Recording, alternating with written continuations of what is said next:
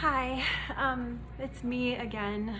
I have yet to post yesterday's video, but I'm going to post today's, I think. Today's video, I just have some findings for you guys. Today, some of the blood work I requested to have with careful research in understanding my symptoms and understanding what it is I needed to look into myself, since no doctor has ever decided to, let's solve this for me. We found out that my blood, according to this lab work and the analysis of the lab work from the lab techs, is that my blood and so basically all of your organs in this lab give off little enzyme signals, like telling, like kind of like SOS signals, or like if your car had an alert, you plug in the thing and it shows like the signals for like the different areas that are bad, like with your check engine light. It's kind of like that, but all of my signals are on and especially my liver, and also the like my heart, all of them are on. But also the my blood is identical to someone who's undergoing chemotherapy. So me feeling like crap all the time, it's not just the hormones, it's literally because my blood is poison. Chemo is poison. It's poison, but to poison the bad thing, and in that way, and when poisoning the bad thing, it also poisons good things too. That's why chemotherapy, it's hard for people. But it's, the trade-off is go through the hard to hopefully beat out the cancer. Yeah, so that's just interesting to learn that that's been happening with me. And I think one thing that scares me is that I'm doing all this on my own. I'm figuring out these things on my own, and it's like I don't want to miss anything. And it scares me just to know that, like, if I had to go back and tell myself I had to do all this on my own, I probably wouldn't have made it. And also, like, knowing that I still have ways to go, to push. Basically, I'm kind of just like building a case and then handing it off to the doctors, like, see, I told you so. And then from there, I'm hoping that they will do their part tomorrow. I have hematology. I have a hematology appointment, but yeah, I just haven't been feeling good for a long time. And starting hormones today. And even though I'm still gonna feel like crap with all the copper in me and stuff, I get to be a woman. Yeah, so that's really good and exciting. So yeah, this is just me showing you guys that it sucks this can't be more glamorous. Like, I really wish I could make videos and like edit them and stuff, but I'm just so freaking weak, sorry. Yeah. Yeah, so I'm gonna take the first one on video today. This is happy tears, I think. I think it's happy. I'm just so, I think I'm getting validation, and I think that's like the best part, is like I feel validated in myself. The other day my PCP was like, good job, Chastity. Good job. You ordered these tests. Like, he was like, I wouldn't have ever thought to order these, but you did. And I think in that moment I just felt so like proud. Like, I'm not crazy, told you guys. But okay, so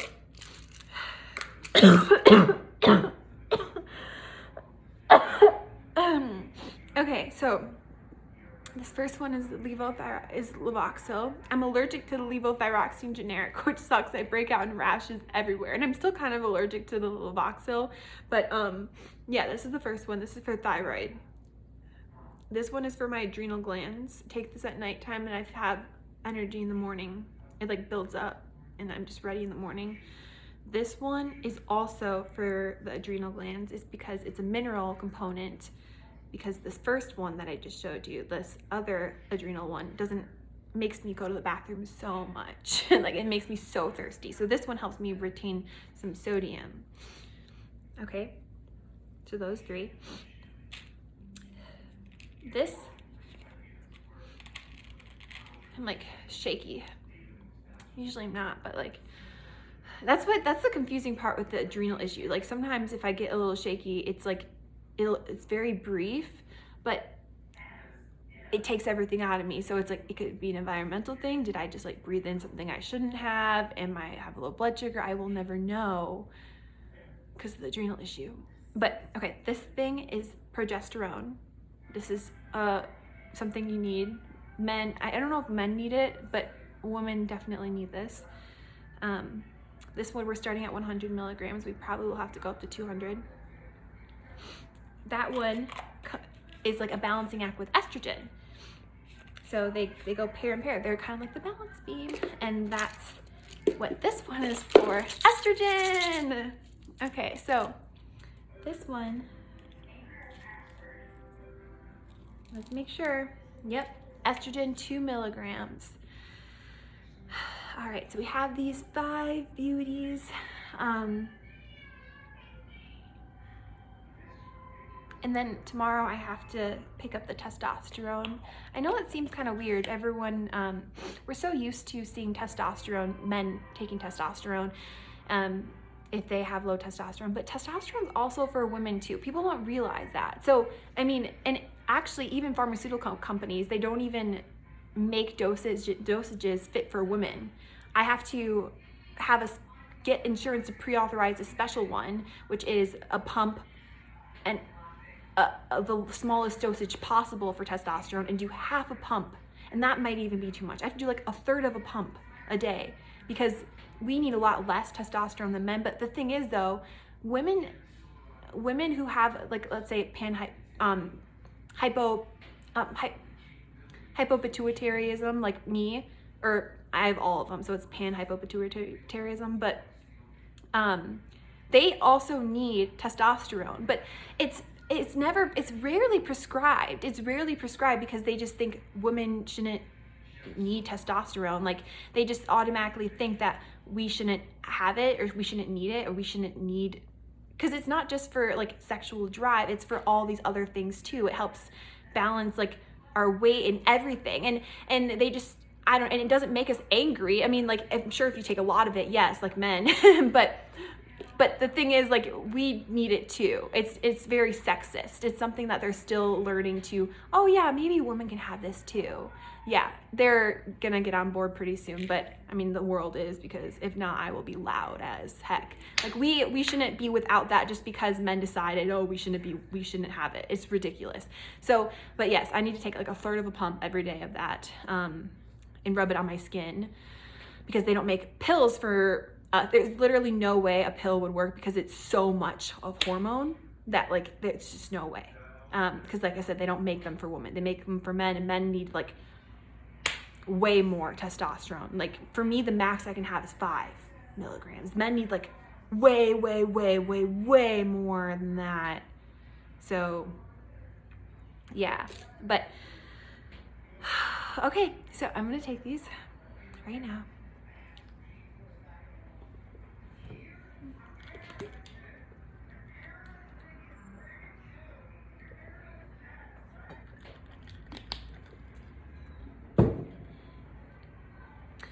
So I was looking into how soon it takes not testosterone, or how soon estrogen takes to work. And it's kind of like the Levoxyl, where it takes weeks for it to show up, unlike the adrenal issue, like where it's instantly supplying the adrenal glands. But I wonder what's gonna happen, because I don't think I've ever really had like estrogen levels like we should. That's what it looks like I said yesterday. So will I become more emotional? I'm already like very in tune with my emotions, but I'm in tune with others' emotions a lot. Like I feel people so much already, but I've always had a hard time understanding how I feel. I have to do it in a logical sense, where I think, Chastity, why are you mad? All right, should you be mad?